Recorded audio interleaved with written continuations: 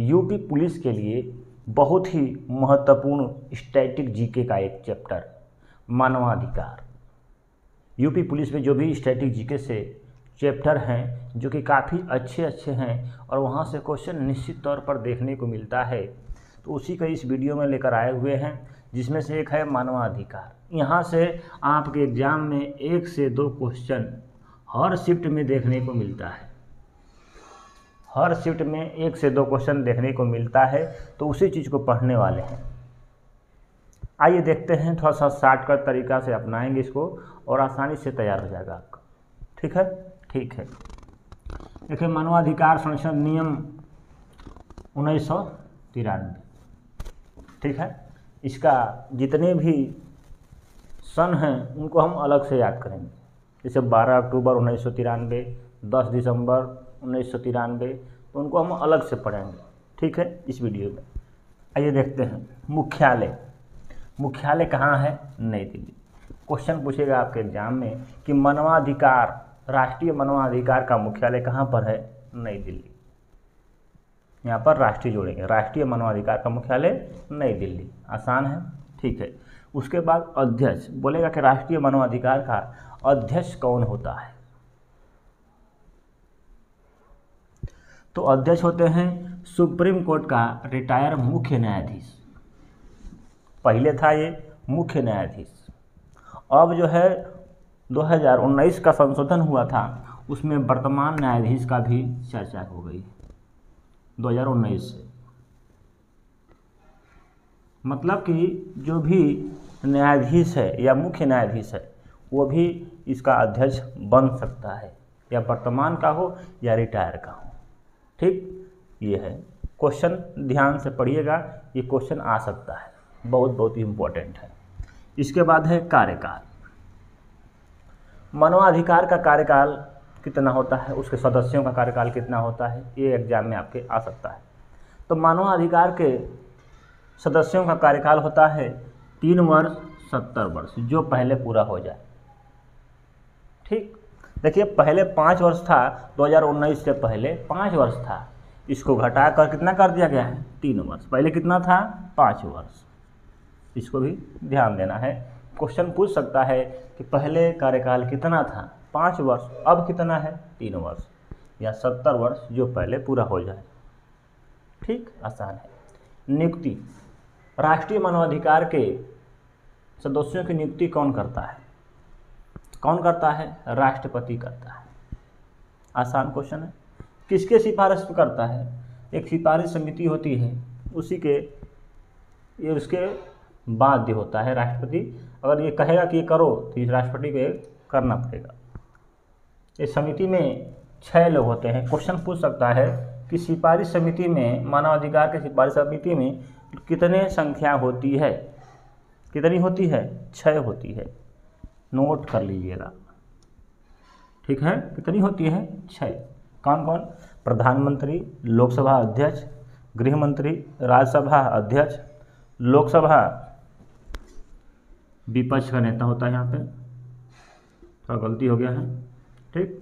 उसके बाद राज्यसभा विपक्ष का नेता। इतने लोग होते हैं। 1 2 3 4 5 6, कितने लोग होते हैं? 6 लोग। यहाँ से क्वेश्चन पूछ सकता है आपके एग्जाम में। बोलेगा कि सिफारिश समिति जो होती है उसमें से, इसमें से दे देगा, इसमें से कौन नहीं होगा? 4 ऑप्शन दे सकता है, क्योंकि यहाँ से क्वेश्चन आ सकता है, ठीक। त्याग पत्र किसको देते हैं? ये राष्ट्रपति को अपना त्याग पत्र देते हैं। नियुक्ति राष्ट्रपति करता है, त्याग पत्र राष्ट्रपति। वेतन कौन देता है इनको? केंद्र सरकार, ठीक है। आसान है, आसानी से पढ़ सकते हैं इसको। थोड़ा सा इनकी संरचना देख लीजिए। देखिए, बोलेगा कि मानवाधिकार में कितने सदस्य होते हैं, आयोग में कितने सदस्य होते हैं? तो 5 इनके सदस्य होते हैं। कितने होते हैं? सदस्यों की संख्या कितनी होती है? 5। एक अध्यक्ष होता है, इसका मतलब 5 1 6, टोटल सदस्य संख्या कितना हो जाएगा? 6। तो इसमें से एक अध्यक्ष 5 सदस्य। ऐसे क्वेश्चन पूछेगा आपके एग्जाम में, एक अध्यक्ष 5 सदस्य, ऑप्शन दिया रहेगा है। अध्यक्ष कौन होता है? सुप्रीम कोर्ट का न्यायाधीश या न्यायाधीश, ठीक। मुख्य न्यायाधीश या न्यायाधीश। सदस्य कौन होता है? सुप्रीम कोर्ट का न्यायाधीश, एक होगा सुप्रीम कोर्ट का न्यायाधीश, दूसरा होगा उच्च हाई कोर्ट का मुख्य न्यायाधीश। हाई कोर्ट का मुख्य न्यायाधीश, इस पर ध्यान देना है, हाई कोर्ट का मुख्य न्यायाधीश। और मानवाधिकार विशेषज्ञ कितने रहेंगे? 3। पहले 2 रहते थे, लेकिन 2019 में एक महिला निश्चित तौर पर जोड़ दिया गया है। पहले जो है इनकी सदस्यों की संख्या कितनी थी? पहले कितनी थी? 4 थी, अब जो है कितनी? 5 हो गई। ध्यान देना है। पदेन सदस्यों की संख्या कितनी होती है? 7 होती है। कितनी? 7। कौन कौन है? SC आयोग का अध्यक्ष, ST आयोग का अध्यक्ष, राष्ट्रीय महिला आयोग का अध्यक्ष, अल्पसंख्यक का अध्यक्ष, पिछड़ा वर्ग का अध्यक्ष, बाल संरक्षण अधिनियम, बाल संरक्षण का, और दिव्यांग जन का। तो ये होते हैं 7। ये कितने होते हैं? 5। ये 1। ठीक है। ये सब 2019 से संशोधन के बाद है। पहले कितना था? ये 1 था। ये कितना था? इसमें महिला नहीं थी। कितना था? 4 था। और ये था 4।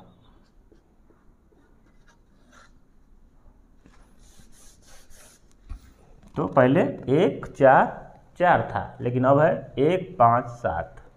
ठीक है, इस तरह से आप याद कर सकते हैं। आइए देखिए कुछ और चीज़ सीखते हैं इसके बारे में, जहाँ से क्वेश्चन आपके एग्जाम में देखने को मिलता है। मानवाधिकार, राष्ट्रीय मानवाधिकार, ठीक क्या है? गैर संवैधानिक निकाय है। क्या है? गैर संवैधानिक, मतलब संविधान में इसकी चर्चा नहीं की गई है। कह सकते हैं कि वैधानिक निकाय है। ठीक है, क्वेश्चन ऑप्शन में कुछ भी दे सकता है, गैर संवैधानिक भी दे सकता है और वैधानिक भी दे सकता है। ठीक है, याद कर लीजिएगा। तो कह सकते हैं कि संवैधानिक निकाय नहीं है। ठीक है, समझ लीजिए, संविधान में इसकी चर्चा नहीं है, इसलिए कह सकते हैं कि ये संवैधानिक निकाय नहीं है। ये दोनों है। इसके बाद क्या है? बहुसदस्यीय संस्था है। इसमें बहुत सारे सदस्य हैं, जानते ही हम बताए हैं अभी, 1 5 7। ठीक, इसके बाद है सार्वभौमिक घोषणा कब की गई थी मानवाधिकार की? राष्ट्रीय मानवाधिकार सार्वभौमिक घोषणा की गई थी 10 दिसंबर 1948 में। कब? 10 दिसंबर 1948 में। इसी को हम कहते हैं मानवाधिकार का मैग्ना कार्टा कहा जाता है। इसी को मानव के अधिकार का मैग्ना कार्टा किसे कहा जाता है? सार्वभौमिक घोषणा को ही क्या कहा जाता है? मानव अधिकार का मैग्ना कार्टा कहा जाता है। ठीक है, इसके बाद पहला मानवाधिकार दिवस कब मनाया गया था? 10 दिसंबर 1948 को मनाया गया। अब यहीं से स्टार्ट हुआ इसका। ठीक है, तो मानवाधिकार दिवस कब मनाया जाता है? 10 दिसंबर को मनाया जाता है। ये भी क्वेश्चन आपके एग्जाम में आ चुका है और आता भी है। इसके मानवाधिकार संरक्षण अधिनियम जब पेश किया गया था कब? 28 सितंबर 1993 को। फिर इस पर राष्ट्रपति साइन करते हैं और यह अधिनियम पारित किया जाता है कब? 12 अक्टूबर 1993। ये आपका डेट बहुत इम्पोर्टेंट है। 12 अक्टूबर 1993 को अधिनियम पारित हुआ था। ठीक, इसके कार्य क्या हैं? कार्य क्या है? मानव अधिकार के उल्लंघन की जांच करता है। मानव का जो अधिकार है उसका उल्लंघन होता है तो उसकी जांच कर सकता है।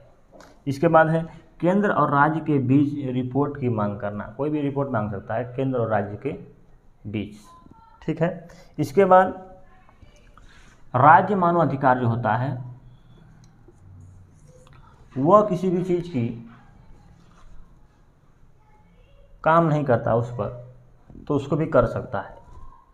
ठीक है, या 1 वर्ष से कोई भी घटना 1 वर्ष से कम घटित घटना को भी ये जो है मानव अधिकार कर सकता है।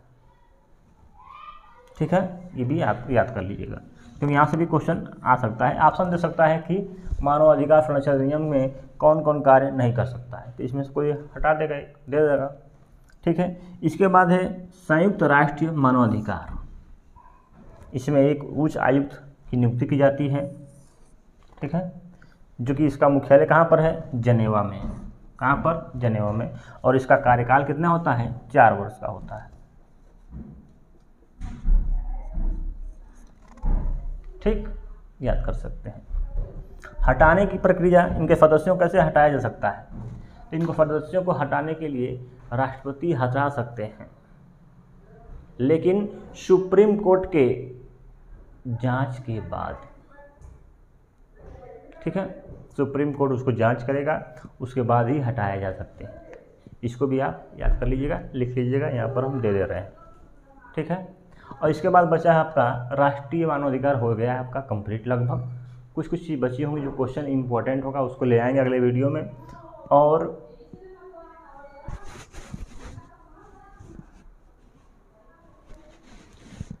राज्य मानवाधिकार जो है उसका भी वीडियो लेकर आएंगे। उसमें कुछ है नहीं, राष्ट्रपति की जगह राज्यपाल कर देना है, ठीक है। आइए देखते हैं अगले वीडियो।